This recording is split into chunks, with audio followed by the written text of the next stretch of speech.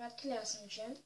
Днес ще покажа една много интересна техника, която се нарича Omlet Account, но това ще го запазя за после, да ви покажа как става.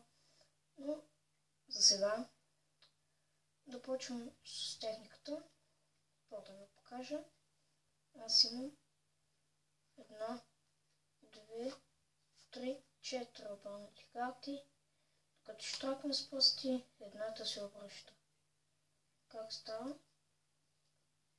Техниката Omlet Account трябва да имате 4 карти, да ги имате 3 карти и една четвърта, дето искате да я скриете и да я покажете като останалите карти. Трябва да я направите, трябва да сложите на трета позиция, ето така, и хващате ето така. Битъл грип.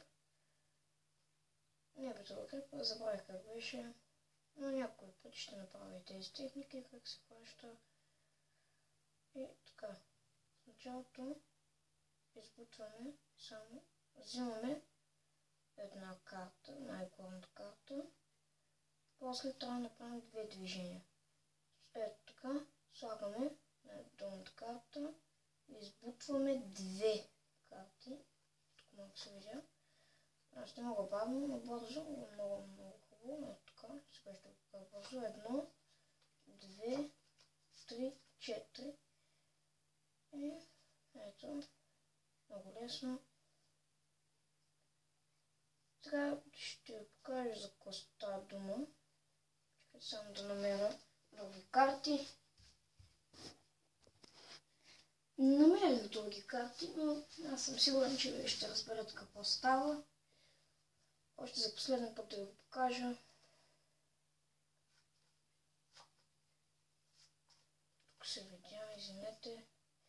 Но сега бързам.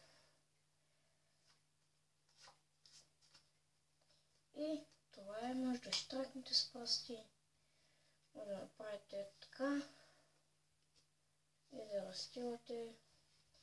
Якъв вариант може. Вие си избирате. Това е моят вариант. И до следващия път. Но забравих така нещо, че много ми е интересно за какво качих 2 видеота в един ден. Миналия клип го качих само преди 1 час. Но до следващия път.